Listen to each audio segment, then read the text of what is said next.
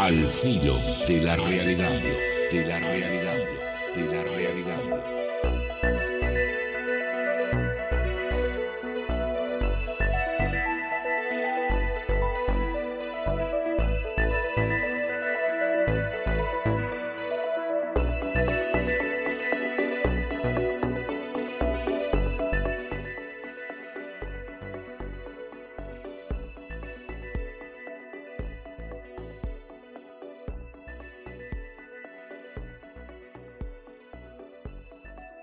En la música al filo de la realidad, la señora Whitney Houston, Tengo Nada.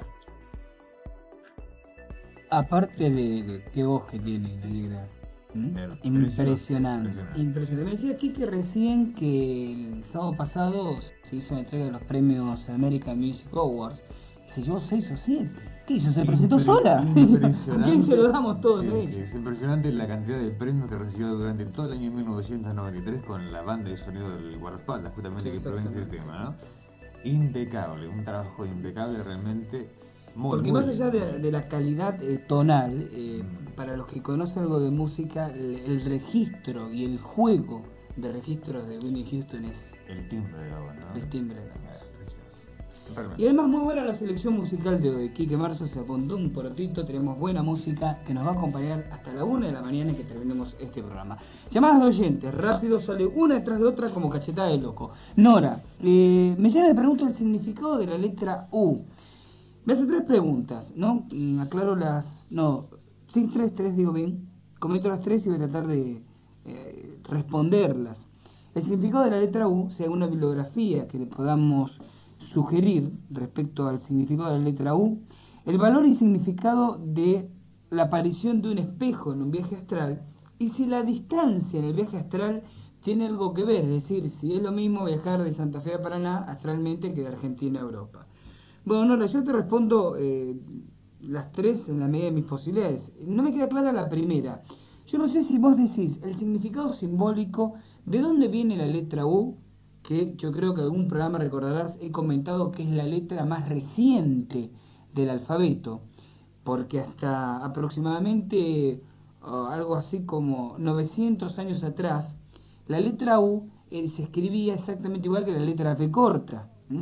Y bueno, llegó un momento que fue necesario distinguir una de otras y se diseñó esta nueva letra, que no es tan distinta del modelo anterior. O si me preguntás, el valor numérico de la letra.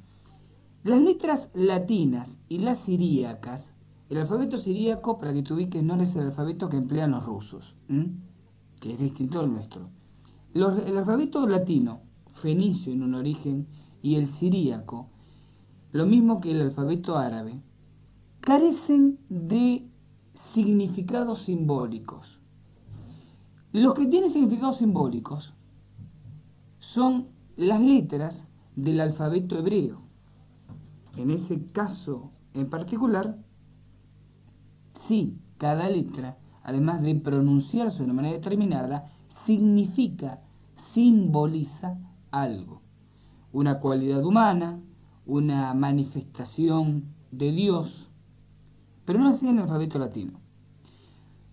Los fonemas que interpretamos como letras en el alfabeto latino tienen valor numérico. Es un poco lo que hace la numerología. Si yo tomo tu nombre completo, Nora, y lo traduzco numerológicamente, esto significa que a cada letra de tu nombre y apellido le doy un número que corresponde a su posición en el alfabeto. O sea, la letra A es 1, la B 2, la C 3, la Ch se toma en cuenta. Vos decís, ¿es la C más las H? No, porque el fonema de la Ch es particular de la Ch, no de la C más las H. Entonces, la Ch 4, la D 5 y así sucesivamente. Por tanto, tomamos en cuenta la L, la R. Y de entonces, cada letra de tu nombre y apellido le doy el número correspondiente. Sumo todo y lo reduzco a un dígito, a un número, por un proceso, esto se ve en numerología, que se llama reducción teosófica. Yo obtengo un numerito obtenido de tu nombre. Es lo que se conoce en numerología esotérica como número de destino. El número de destino define la personalidad del sujeto. En numerología, te cuento, Nora, se obtienen otros datos. Por ejemplo, reduciendo a un solo dígito tu fecha de nacimiento, se obtiene lo que nosotros llamamos el sendero natal, que define el ámbito activo en que vos venís al mundo a desarrollar tu papel. Y sumando el número de destino que se obtiene del nombre, más el sendero natal, que se obtiene la fecha de nacimiento, se logra lo que llamamos el pináculo espiritual. Un número que expresa dos cosas: a qué tipo de ataque psíquico sos sensible y cuál va a ser el número de destino, es decir, la personalidad, esto desde un punto de vista, vuelvo otra vez, ¿no?, muy orientalista, de tu próxima encarnación. Entonces yo te podría dar el valor de la letra U, el valor numérico, pero no un significado, porque todo alfabeto latino carece de significados expresos. Con respecto al valor y significado de un espejo en un viaje astral, primero tendríamos que ponernos de acuerdo si esto se trata de una experiencia personal, de una experiencia tuya, y si realmente es un viaje astral o es algún otro tipo de fenómeno, parapsicológico o psicológico. Parapsicológico puede ser lo que se conoce como una proyección del inconsciente. La mente, no el cuerpo astral, que abandona el cuerpo y se focaliza en otro lugar. Y psicológico, lo que se conoce en psiquiatría como despersonalización. ¿Y por qué te hago estas preguntas? Porque si la aparición de un espejo, y a mí me faltan datos, un espejo como cosa carece de valor, lo que importa es el entorno, la situación, dónde aparece el espejo, a qué distancia estabas, qué se ve en el espejo. Si la explicación fuera psicológica, tendría una interpretación. Si fuera parapsicológica, la proyección del inconsciente, tendría una segunda. Y si fuera estrictamente un viaje astral, tendría una tercera. Porque en un viaje astral, la aparición de un espejo no significa nada, sino simplemente que tu cuerpo astral está en el lugar donde ese espejo se encuentra. Pero me faltan datos, Nora. ¿Dónde estaba el espejo? ¿Qué viste en el espejo? ¿Te viste vos en el espejo? Sin esos datos, interpretar el espejo en un viaje astral es absolutamente imprudente. Y la distancia no afecta al viaje astral. Para las personas que dicen dominar el viaje astral, la distancia depende de la intensidad de la voluntad en llegar, pero no hay una limitación técnica, porque el cordón de plata, ¿no?, esa especie de cordón umbilical energético que une el cuerpo físico con el cuerpo astral, no queda condicionado, no es un problema de estiramiento, no queda condicionado al límite material de la distancia. Y Alicia Montagna, de la provincia de Santa Fe, de Frank, ¿quién hasta allá del programa? Pero mira que tiene penetración. Me pregunta si puedo decir de qué signo soy. Sí, Alicia, no tengo ningún problema. Yo soy de Tauro, ascendente Aries. Te paso este dato porque por ahí conoces un poco de astrología y bueno, a veces, ustedes saben que, Alicia seguramente lo sabe esto, ¿no? Les comento a los demás. El sol es cuando nosotros decimos de qué signo soy. O sea, si yo digo soy de Tauro, es porque en el mes en que nací, desde el 21 de abril al 20 de mayo, el sol transitaba el signo zodiacal de Tauro. En la carta natal, cuando nosotros ponemos los planetitas, ¿no?, en la carta natal, cada uno en su signito, donde ponemos el sol es el signo que es la persona. Entonces yo digo, mi sol está en Tauro, ¿no? Soy de Tauro.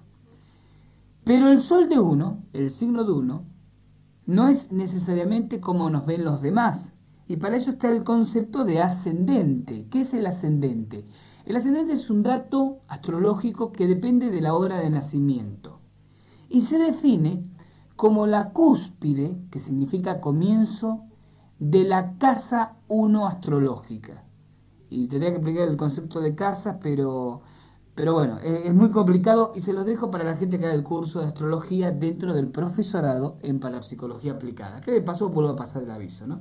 Pero el ascendente, esto es lo interesante, define la personalidad, es decir, el ascendente es como nos ven los demás y el sol es como sentimos interiormente, como somos interiormente, y además nos describe físicamente.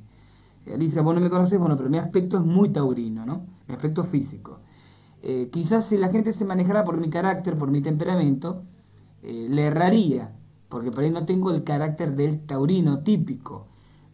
Por eso muchas veces cuando alguien se acerca a uno y dice, así que vos sabés astrología, a ver, adiviné qué signo soy. Yo siempre digo, bueno, no, esto es un mal planteo, porque es más posible que defina el ascendente guiándome por lo que me parece como es la persona, que el hecho de que defina dónde tiene el sol, de qué signo sea, para lo cual lo único que podría valerme es su aspecto físico, pero no de su manera de hablar, de sus gestos. Y bueno, para el que me conoce, mi personalidad es muy ariana, pero mis sentimientos, como vivo, como siento, como sufro interiormente, como soy, ¿no? De la piel para adentro, pienso que soy bastante taurino. Dos preguntitas más y nos vamos a otro tema musical, ¿puede ser? Juanita, me pregunta, ¿qué es la gnosis? Palabra que se pronuncia así, pero se escribe G-N-O-S-I-S. Como no se pronuncia gnosis, decimos directamente gnosis. ¿Es bueno? Pregunta Juanita. La gnosis, Juanita, es una doctrina que surge con cristianos disidentes después del Concilio de Trento en el año 367 después de Cristo. Un grupo de cristianos, de herejes en el buen sentido de la palabra, ¿no? Hereje viene del latín y significa el que elige un camino distinto al aceptado hasta ese momento, se abren del catolicismo y forman una iglesia gnóstica. Gnosis significa conocimiento.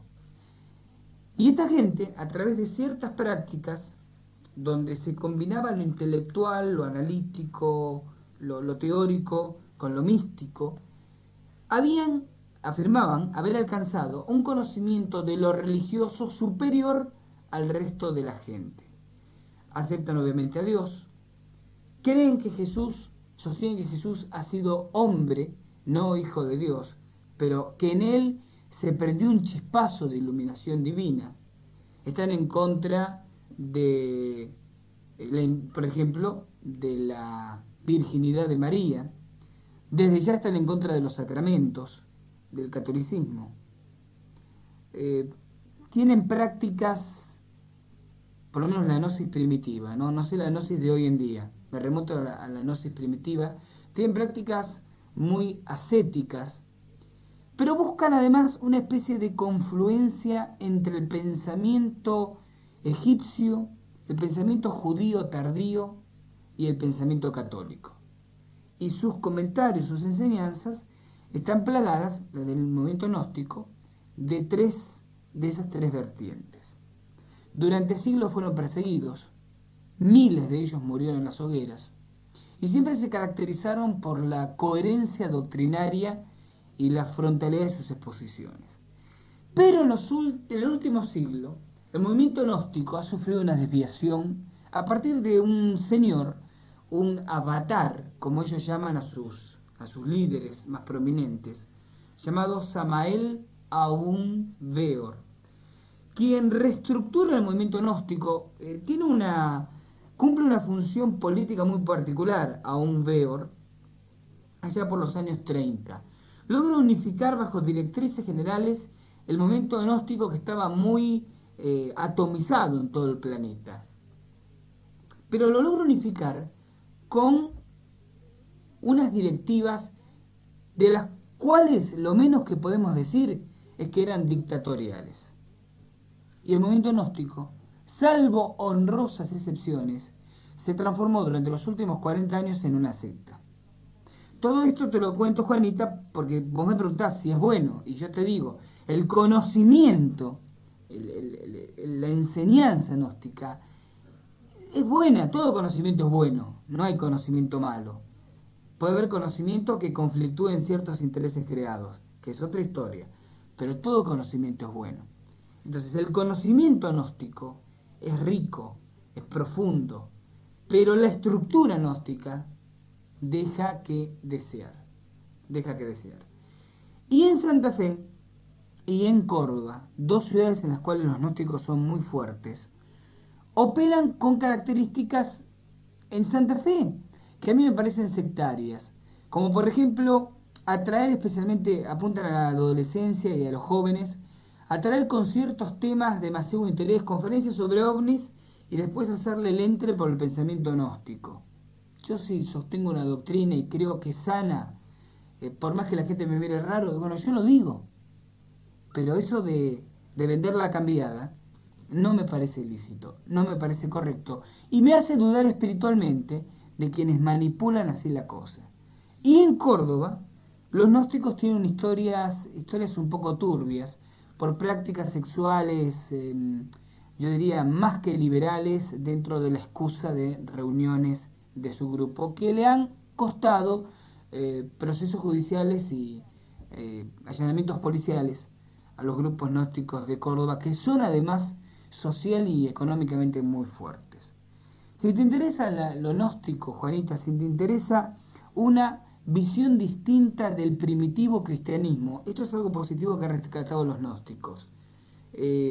Los falsos oropeles que el medioevo le dio al catolicismo, las iglesias rebosantes de oro, toda esa cosa, yo diría espiritualmente denigrante, de los obispos obesos, rebosantes de comida y vestidos con ropajes más que caros, cuando el pueblo a las puertas de las iglesias estaba muriendo de hambre.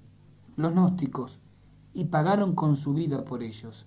Así que solo, por lo menos, por eso tenemos que respetar la memoria de los primitivos gnósticos. Los gnósticos salieron a denunciar, inclusive antes que los franciscanos, ese aspecto mercantilista, materialista y yo creo que pecaminoso de ciertos grupos de la Iglesia Católica, que comentario al margen también sobrevive hoy en día, ¿no? Porque hay algunas iglesias que uno empieza a mirar para todos lados y dicen, bueno, si esto se vendiera, lo hiciéramos plata, tantos comedores para chicos carenciados podríamos construir. Y María del Carmen Acosta, y ya nos estamos preparando para un tema musical. Acá onda dicharachera, la de María del Carmen Acosta, dice que se anota para la fiesta del Filo de Realidad. Hace unos domingos que no hablo de la fiesta, así que se los recuerdo. 20 de marzo. ¿Por qué el 20 de marzo? Porque el 20 de marzo se termina el año. ¿Cómo, Gustavo? Si el año se termina el 31 de diciembre. No, chicos. El 31 de diciembre se acabó el calendario. Pero astronómica, astrológica, y si lo quieren ver así, esotéricamente hablando, el año termina el 20 de marzo. Y el nuevo año comienza el 21 de marzo, en el primer grado del Sol en Aries. Esto lo comenté alguna vez. El año, astrológicamente y esotéricamente, comienza el 21 de marzo. Así que el 20 de marzo vamos a hacer una gran oda para... ¿Qué pasa? ¿Se cayó una letra por ahí? Para festejar el fin del año esotérico. Vamos a hacerlo en el Club Cervantes, de aquí de Paraná. Ya les voy dando los próximos domingos bien las precisiones. La entrada es absolutamente libre y gratuita el domingo 20 de marzo a partir de las 21 horas. Vamos a transmitir ese domingo Al Filo de la Realidad desde el club, con todos ustedes. Un poco la idea es a todos los oyentes, que a veces no se animan a venir al programa, que no le dan los tiempos para asistir a algún curso, a alguna conferencia, no tienen excusa, porque ni siquiera se cobra entrada. Todos nos reunimos el domingo 20 de marzo, tiramos el estudio por la ventana, porque nos vamos a hacer el programa afuera, y nos reunimos en el Club Cervantes para festejar el fin del año esotérico, con todos los amigos del Filo de la Realidad.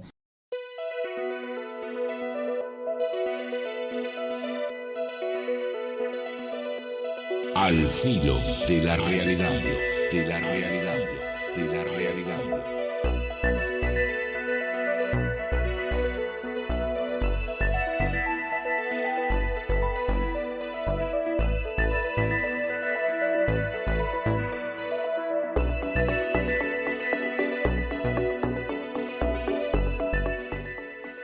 Continuando entonces en Al Filo de la Realidad, estamos con el tema de la espiritualidad, que bien entendida tiene que empezar por casa, ¿no? Yo creo que, y ustedes estarán de acuerdo conmigo y no descubro América con lo que voy a decir, hay todo un mercado, todo un comercio de la espiritualidad. Y esto de hacerse el espiritual se ha transformado en ciertos sectores, en ciertos estamentos, en una manera de evadir, yo creo que es un reflejo de inmadurez, creo que es un reflejo de inseguridad, una manera de evadirse de un mundo o de aspectos de un mundo que uno no sabe cómo manejar, que uno no sabe cómo instrumentar.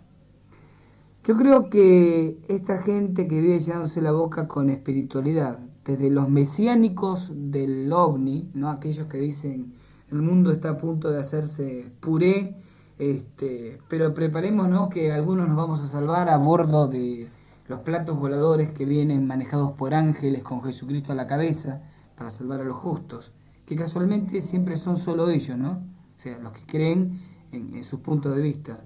Toda esta onda Giorgio Bon Giovanni, Tomás Latino, Eugenio Siragusa, Francisco Cheche, toda esa onda, de cuyos casos particulares y de cuya lesividad psicológica, ¿no? de las perturbaciones psicológicas que lo ocasionan a la gente, creo que en algún momento ya he hablado. Evidentemente expresan con su conducta la necesidad de crear un mundo de fantasía donde se puedan sentir importantes, considerados y seguros. Un virus de la pseudoespiritualidad es algo que es innato en todos los seres humanos, que por más que ustedes pataleen lo tienen, que es la ambición de poder. Todos los seres humanos tenemos lo que se llama el complejo de poder. Hay gente que de pronto se revuelca de bronca al escuchar esto y dicen, no, pero yo no tengo necesidad de poder, esas cosas para mí no van. Todos tenemos una necesidad sexual, ¿no es así? Solo que algunas personas, por una educación represiva o por elección, reprimen su sexualidad, la ocultan, la tapan, la entierran, pero eso no quita que la sexualidad esté. Todas las personas tenemos necesidad de poder, pero entendamos bien la palabra poder, porque la estamos empleando generalmente en un concepto hasta perjudicial, ¿no? El precio del poder, toda la onda esa, como que el poder es la ambición sin límites desatada. Y el poder es simplemente el deseo compulsivo del ser humano de tener, de ser algo más, de tener otras cosas, de ser algo mejor que lo que ha sido hasta ese momento. Lo que pasa es que hay formas lícitas y formas ilícitas de adquirir poder. Y cuando no existe el complejo del poder, existe sí su antítesis inmediata, el complejo de inferioridad. Y les puedo asegurar que es más sano para el equilibrio mental tener el complejo de poder que tener el complejo de inferioridad. Pero hay caminos válidos y caminos discutibles para llegar al poder. Pero todos tratamos de tener poder. Yo siempre digo que la gente concita la atención de la gente a través de dos mecanismos básicos. Despierta admiración o despierta lástima. Son dos maneras de llamar la atención. Y todo lo que hacemos todo el día es una forma, es un juego de seducción basado en el despertar, consideración, admiración o despertar lástima. Y de esto seguimos hablando en 30 segundos de cortina.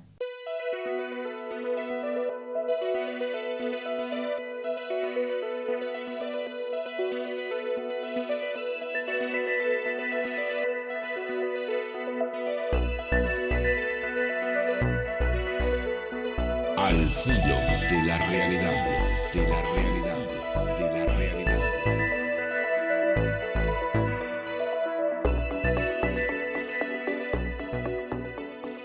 Y antes de seguir hablando de despertar admiración, despertar lástima, el complejo del poder y la pseudoespiritualidad, recojo el guante de un desafío. A uno de los miembros del CAI, todavía hasta que no estén definidas las instancias legales del desafío, no les comento de quién se trata, pero está dando vueltas por acá cerca, un evangelista le hizo este desafío. Le dijo que iba a ser capaz, frente a él, y con el solo poder de su mente, ya que estamos hablando de poder, de hacer flotar un plato en el aire. Cuando este miembro del CAE me hace el comentario, yo digo, perfecto, aceptamos el desafío, pero con ciertas condiciones. Lo primero que digo es, si este evangelista dice que hace levantar el plato con la mente, supongamos que lo hace, Ellos que dicen que todo lo que hacemos los parapsicólogos es satánico, ha caído en un acto de satanismo, porque fíjense que no dijo, lo levanta con el poder de Dios, o porque Dios a través de él así hace levitar el plato, sino con el poder de su mente. Bueno, pero estas son pequeñeces discursivas. Aceptamos el desafío, con dos condiciones, con tres condiciones. Aceptamos el desafío, pero con tres condiciones. Estimado Daniel, que espero que me estés escuchando, estoy seguro que sí. Condición número 1. El desafío tipo evangelistas versus parapsicólogos objetivos. Evangelistas que dicen, nosotros tenemos el poder para hacer cualquier cosa. Y yo que digo, el desafío tiene que ser en un lugar público, con la concurrencia del que quiera. Por ejemplo, todos los que están escuchando el programa en este momento. Si tenés tanto poder, o si es verdad que Dios actúa a través de vos, supongo que el hecho de que haya 400 o 500 personas presentes no le va a molestar lo más mínimo. La segunda condición, que yo esté presente y cerca, observando lo que pasa. La tercera, que yo concurra con además de excelente parapsicólogo, con un prestigioso ilusionista, mago y prestidigitador, como es mi colega Aldo Ruiz Díaz, que es parapsicólogo, pero además es capaz de hacer salir un elefante de una bañadera delante de tus ojos sin que te des cuenta, y que tengamos los dos derecho a revisar el plato, la mesa, tus ropas, todo, antes de decirte adelante, levita el plato. Recogimos el desafío. Por supuesto, Daniel, si decís que no, era que estabas proponiendo un fraude, era que estabas proponiendo un truco. Si decís que sí, tenés la única oportunidad de tu vida de que yo me haga evangelista como vos. Vamos a un tema musical. Enseguida continuamos en el filo de la realidad.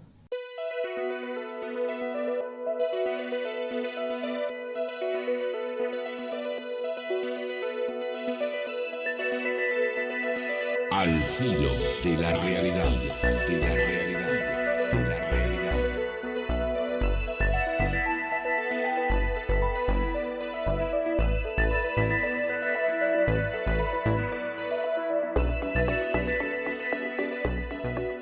Continuamos entonces en el filo de la realidad, redondeamos un poco uno de los conceptos en los que estábamos abundando, ¿no?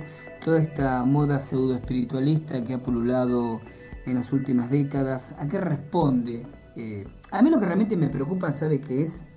No tanto el hecho de que aparezcan tantos chantas, tantos comerciantes, tantos curanderos.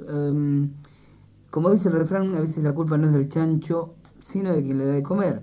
A mí lo que realmente me preocupa es la cantidad de gente que compra con una ingenuidad displicente planteos, formulaciones espirituales o pseudoespirituales que a veces no resisten el menor análisis, que no trasuntan la menor espiritualidad, aunque esto parezca una redundancia, o que no resultan confiables en ningún sentido.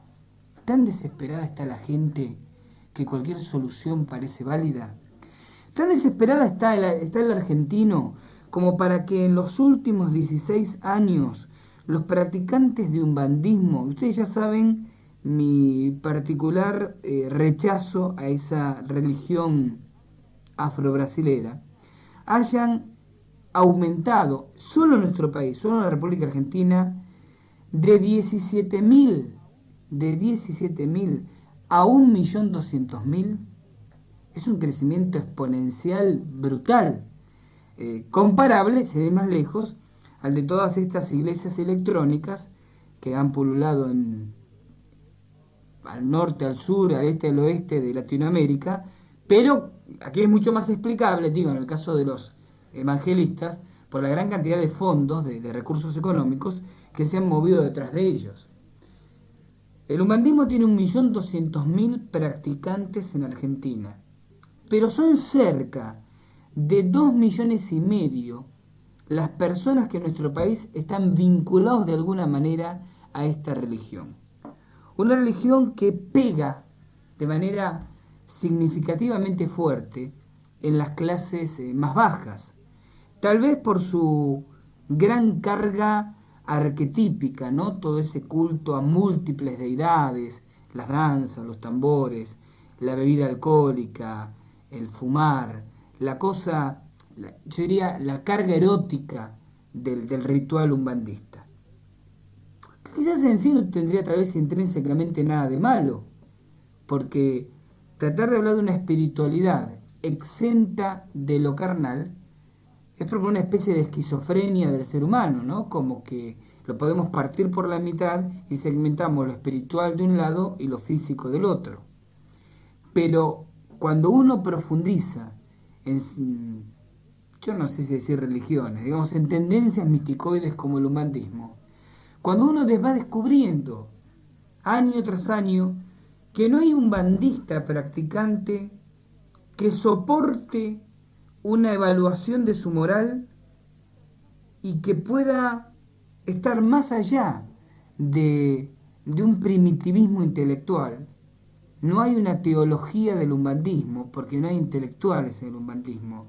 La mayor parte de los umbandistas tienen, como decía Les Luthier en una de sus famosas canciones, Cada historia, y de pronto hablar de espiritualidad y de la capacidad de ayudar a los demás a través de sus fuerzas que convocan. Yo estaba charlando días atrás con un amigo del umbandismo y yo le hacía esta reflexión, ¿no? Cuando yo le pegaba con un palo por la nuca a los umbandistas, me decía, ¿en qué te fundamentás para decir que no tienen el poder que dicen tener? Y mi reflexión era esta. Bueno, yo me fundamento en muchas cosas. Por algo, paso el chivo otra vez, ¿no? El último capítulo del último libro mío para Psicología y Humanidades Entre Ríos está dedicado a estudiar el problema de las sectas, particularmente el problema del umbandismo. Pero así esta reflexión cortita.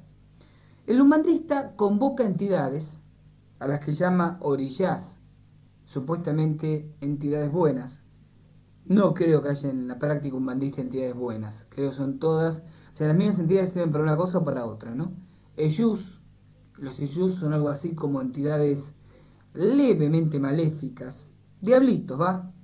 Pretos velos, expresión portuguesa que significa viejos negros, y se remite a que son los espíritus de los primitivos esclavos llegados al Brasil, lo que hace evidentemente el umbandismo una religión espiritista. Entonces se posesionan de los practicantes, de los pais, de los mais, de los babalorillá, o sea, de los distintos sacerdotes umbandistas, se posesionan estas entidades, estos espíritus, ¿no? Casos de posesión, y a través de la posesión logran la videncia, logran cambiar las suertes en el amor, en lo económico, en la salud de la gente que acude a consulta. Y mi reflexión apuntaba a lo siguiente. Esto tiene dos lecturas.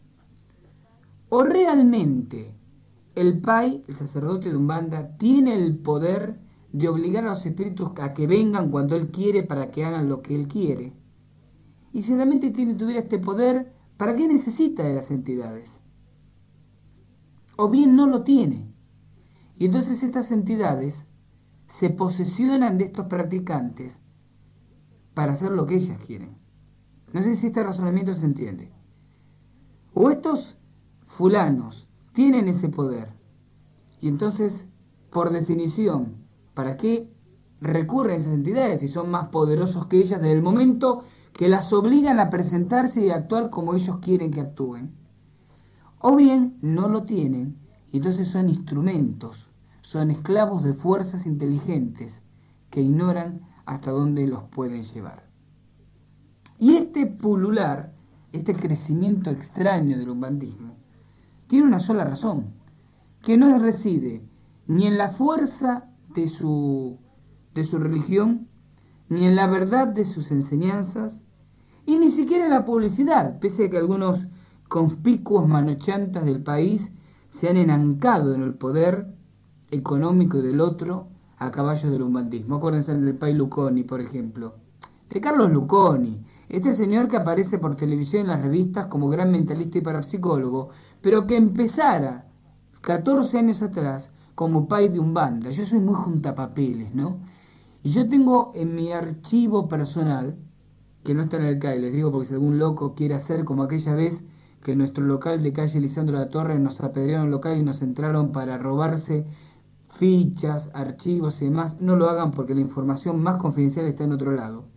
Yo tengo en un archivo recortes periodísticos muy viejos, como para algún día decirle a estos sujetos, no la jueguen de serios, no la jueguen de objetivos, no la jueguen de importantes, que ustedes empezaron así, ¿no? Tengo fotos del Pai Luconi rodeado de velas y de esqueletos y vestido con una capa y una calera oficiando ritos de umbanda. Hasta que después, como cuando hizo sus buenos dinerillos, Luconi deseaba tener cierto protagonismo político y se afilió a la UCD, y la UCD dijo, lo echó con el argumento de que era poco serio tener un brujo brasilero dentro de sus filas. Luconi se peleó con la UCD, ingresó al partido de Bussi, la Fuerza Republicana, pero fue ayornando su imagen y abandonó los vestidos de chillantes colores por el saquito y la corbata, y en vez de ser padre de Umbanda se hizo primero mentalista y después parapsicólogo. Hoy, ya que estamos hablando de papeles viejos que uno junta, me acuerdo de una señora muy popular, ¿no? Gracias a Lucho Avilés, Blanca Curi, esta afamada por la televisión, quizás no por sus méritos personales, mentalista, vidente, bla, bla, bla. En la época en que era Blanca Curi de Gómez, así se anunciaba, y meditaba dentro de un ataúd. Y yo tengo todavía las fotos donde aparece a la gorda Blanca, que entró, todavía me pregunto cómo hizo para entrar, no tengo la menor idea, dentro de un ataúd en actitud de meditación con los ojos cerrados. O sea, recurso teatralero más que berreta, que puede concitar la fascinación de algunas pobres mentes desequilibradas, pero que no puede de ninguna manera significar seriedad para quienes deambulamos en estas disciplinas. Pero la gente lo compra. Y el crecimiento del humanismo, el crecimiento de una Blanca Curi, mujer que habla de espiritualidad y de buenas ondas, pero que ha tenido graves problemas de defraudación económica, no como víctima, sino como parte ejecutante en Buenos Aires, además de estar vinculada al negro y perverso negocio de la prostitución masculina en Buenos Aires, como toda esta historia del ex PAI Carlos Luconi, actualmente cabeza visible de un partido que se llama Nueva Derecha y en estrecha amistad con el representante de Moon, sí, el de la secta Moon, en Argentina. Que todas estas propuestas mesiánicas, digo otra vez, pseudo-espiritualistas, que de espirituales tienen el papelito de celofán que envuelven, pero no el contenido, obedecen a una sola cosa, la desesperación. Pero la culpa no es del chancho, porque la gente se acuerda del espíritu o de las soluciones espirituales cuando las papas queman.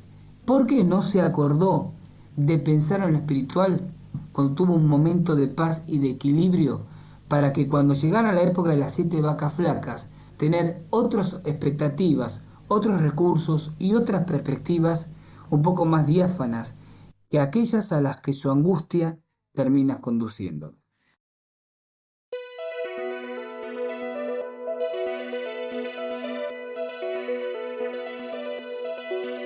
Al filo de la realidad, de la realidad, de la realidad.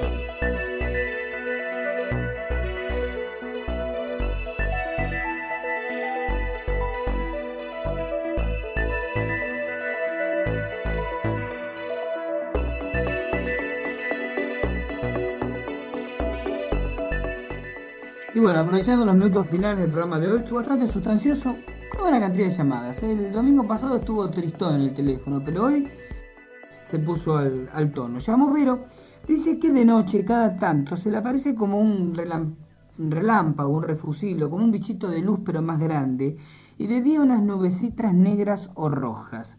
Ella me pregunta qué es esto y dice que le sucede hace más o menos 15 días. Mira, Vero, yo te diría que esto tiene una explicación totalmente natural.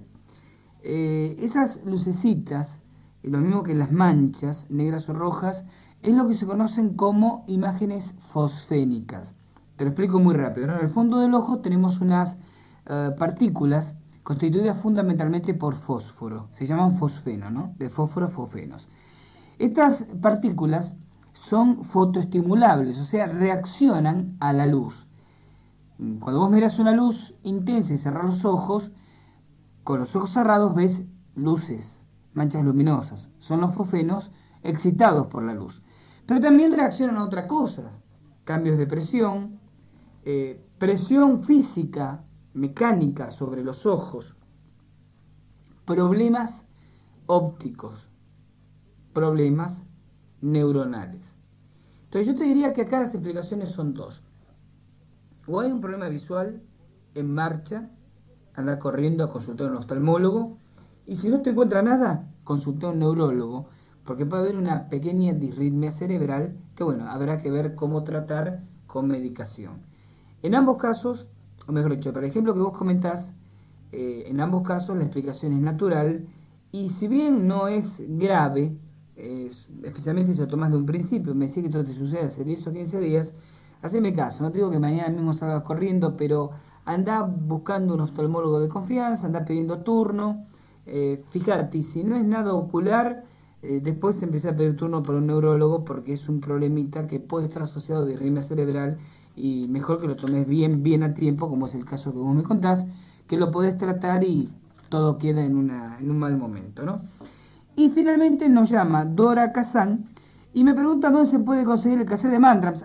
Seguramente Dora nos llama por el programa del domingo pasado, donde yo estuve explicando y contando y cantando al aire los mantrams, esos sonidos que energetizan distintas partes del cuerpo energético del ser humano, ¿no? Los chakras concretamente. Había explicado cada chakra, cada mantra, cómo actúa, los ejecuté, supongo que muchos oyentes lo han grabado. Dora lo quiere conseguir. Bueno, simplemente Dora, tenés que ponerte en contacto con el CAI, llamar al 32 y nosotros te hacemos llegar al domicilio que vos indiques el cassette. Nosotros tenemos en venta el cassette que tiene de un lado un ejercicio de relajación, de control mental, grabado con mi voz y musicalizado, y del otro lado este mismo planteo que te hacía el domingo, los mantras grabados con mi voz, quizás un poquito con mejor calidad de registro técnico, porque fue hecho en un estudio de grabación, y también musicalizados. Respondiendo a la pregunta de Dora, entramos así en nuestro tema habitual de cierre.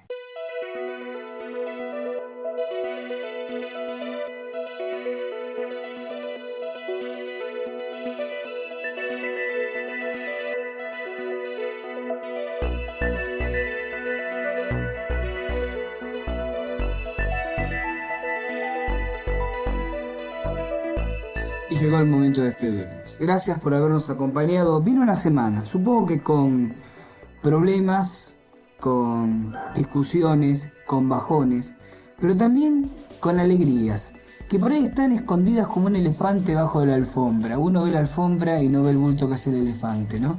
La vida está llena de pequeñas alegrías. La vida está llena también de roces. Si no fuera así, la vida sería muy aburrida. La felicidad es apenas el momento en que descubrimos que la infelicidad quedó atrás. Si no existiera la sombra, no sabríamos que existe la luz. Aprovechen los momentos de felicidad de la semana. Descubran la belleza de cada día en el instante que estén con la persona que quieren, con los amigos o solos con ustedes mismos. Descubran que después de todo, la vida, además de vivida, merece ser bebida. Nos encontramos dentro de 7 días, cuando la voz de nuestro presentador les recuerde que llegó el momento de caminar aquí, al filo de la realidad. Chao, gracias, un abrazo, los quiero mucho. El reencuentro dentro de una semana. Al filo de la realidad.